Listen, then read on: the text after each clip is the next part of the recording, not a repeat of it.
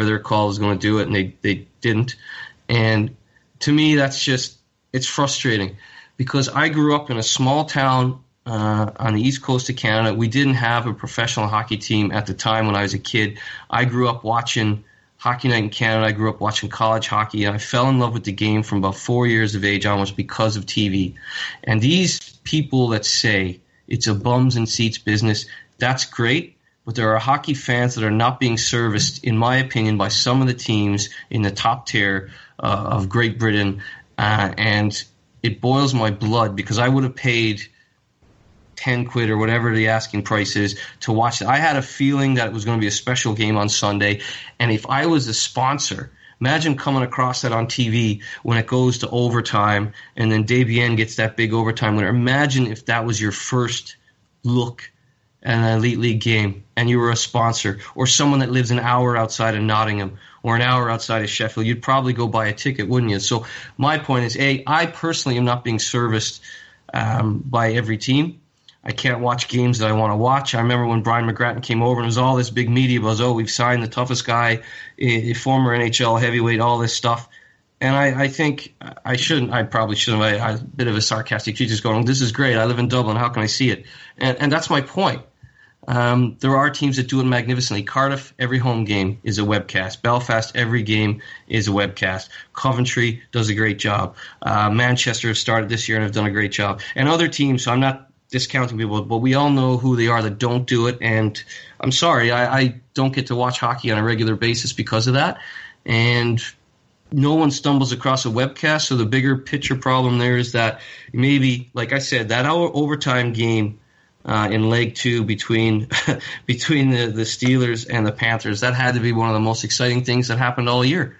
And no one saw it other than people that live 50 miles within the arena and drove there. So I think it's a very regional attitude. And yes, for some people it must be a bums and seats thing, but if they just maybe worked towards a 5-year plan with a clear-cut idea, then maybe we'd be having a different conversation. For me, this is a personal thing. I would have loved to watch that game Sunday. I'm a big hockey fan. As just because I do 100 games a year and that's how I pay my mortgage doesn't mean I'm not a fan. So to not be able to watch that game on Sunday, it's a long swim from Dublin, right? So I think it's just, and I think I put out a tweet the other day which upset some people, but I don't care because I didn't say anything about facts and figures. I didn't say anything about a particular network. I just said I totally disagree that it's a bums and seat business. I live in Dublin.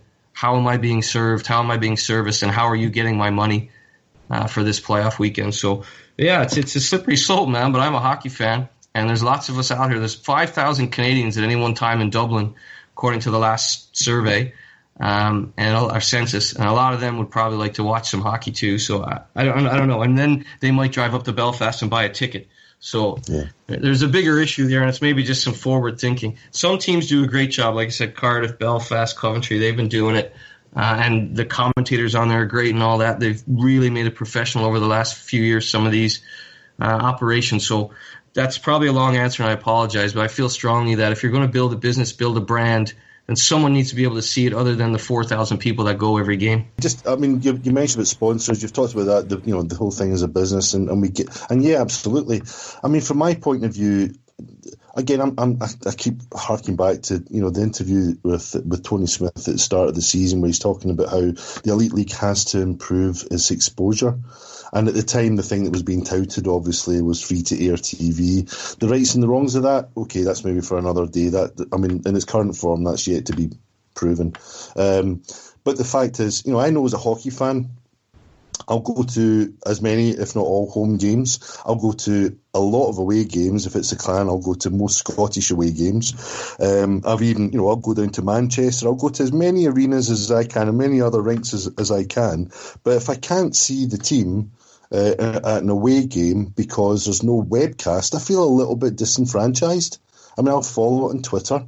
And that in itself can be a fairly enjoyable experience. But the fact is, I want to watch the game. But let's say, it's got to be Nottingham, obviously. If Clan are playing away at Panthers and there's no webcast, I feel disenfranchised, which is very ironic given that our team also doesn't do a webcast. But then you see Nottingham Panthers' official account touting an away game webcast. Okay, Panthers fans, you can watch the game on this webcast. And I think, is anybody even picking up on this irony that's going on here? You're pushing webcasts, but you won't do them yourselves. And obviously Clan are guilty of that as well, having the same owner. But, from a commercial viewpoint, I just think you can't sell the sport unless you're on TV and properly on TV. And I'm speaking as somebody who used to be a sponsor. It was a big deal, but it was a sponsor of the Clan, and I wouldn't have swung that deal had at the time the Elite League not been on TV. Had it not been on Sky Sports, that deal would never have happened.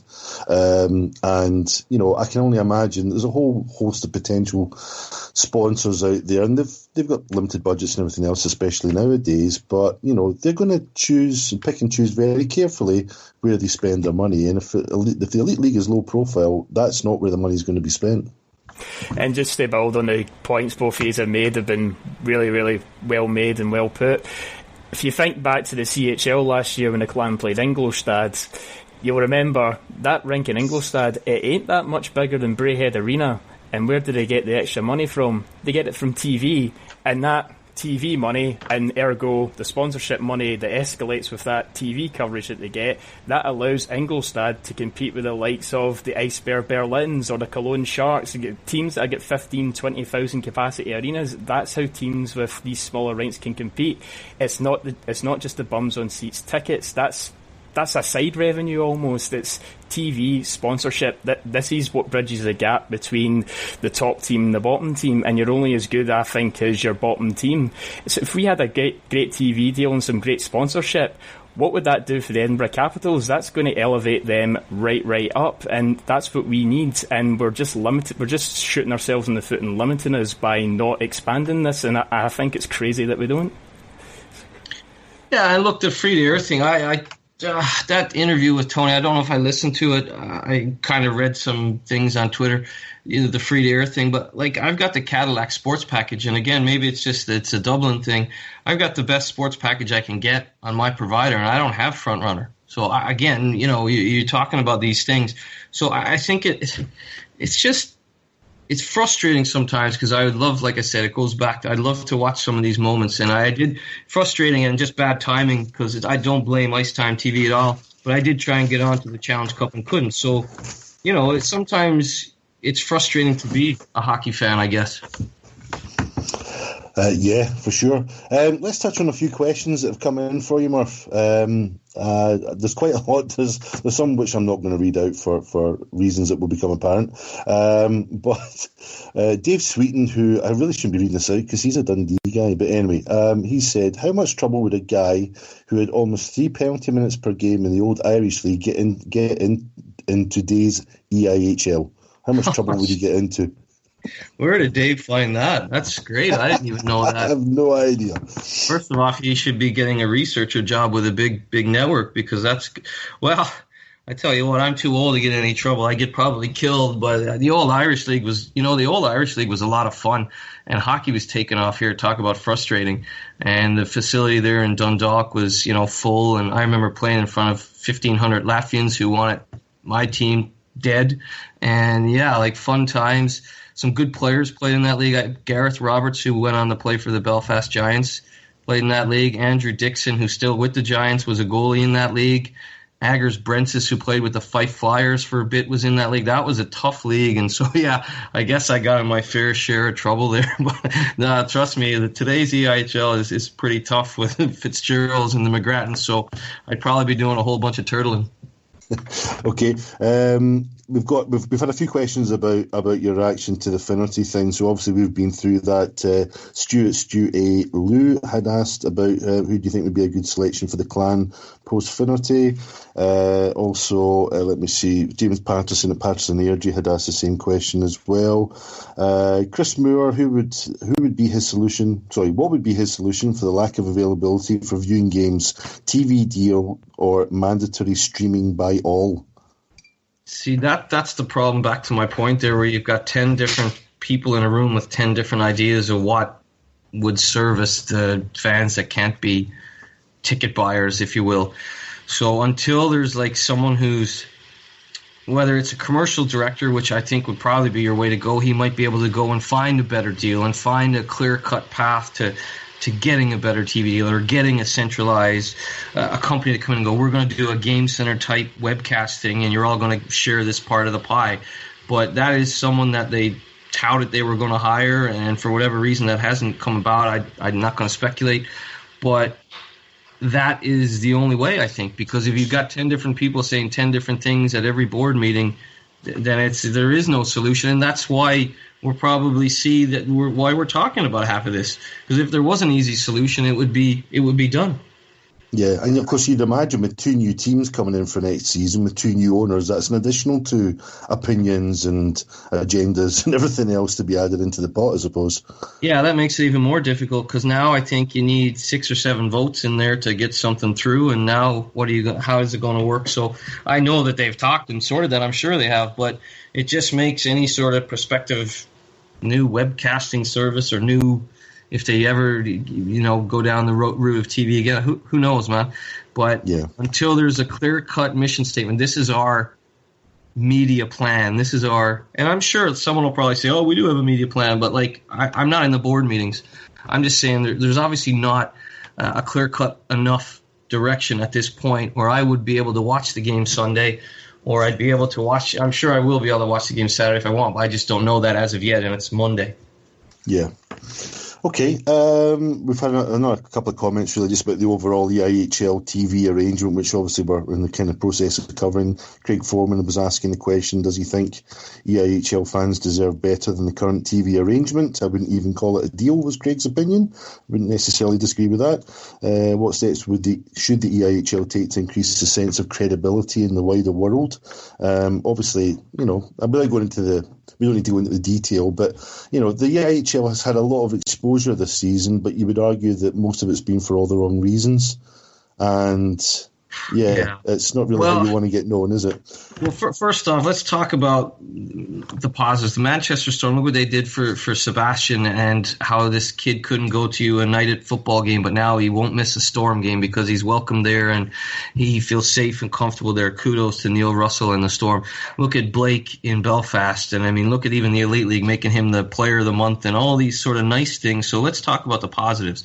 I think the Elite League does, and teams and players especially do this very well, bringing in kids that maybe need a smile and all that. I try and do it myself. But unfortunately, there's been a couple of times over the last few years where I was asked by different media outlets to comment on a story. Grimaldi, a few years ago when he threw a helmet into the face of, I think it was a Nottingham Panther, was it? When they were in a fight, he threw a helmet into the guy's face. And I didn't pass comment. I can't remember which .com. It was something, NHL.com or something. And this year with what happened in Sheffield, whatever your opinion is of that, but I also declined because I'm not going to be a part of the sort of negativity. But it burns, again, my blood a bit when the only time North America takes notice is because of a guy like Joe Grimaldi or because of a PA announcer thinking 1970s humor.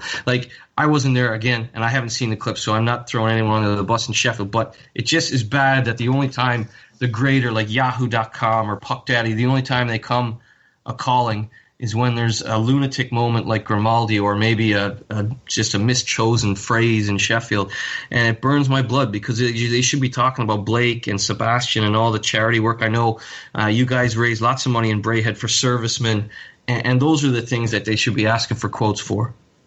Yeah, it's the sensationalist aspect, isn't it? It's in social media these days, and it's a shame that so many, as you say, positive things maybe don't get the kind of coverage. And I saw people trying to get that message, especially the Blake news, I have to say, just recently, trying to get that message across to some of that North American media. I don't think anybody picked up on it at all. No, unfortunately, and one of my colleagues who asked me to comment on Sheffield, I said no, and I said you should pick this story up, and I think he pitched it to an editor. But unfortunately, you're right, it's the sensational aspect, and they, going back to Joe Grimaldi, I remember one of my colleagues at Hockey Night in Canada going, "Did you get to call that game? What did you say when he threw the helmet at his face?" And I said, "No, I was calling another game that weekend on Premier, but you should, you should see the goal that whoever scored, I think it was."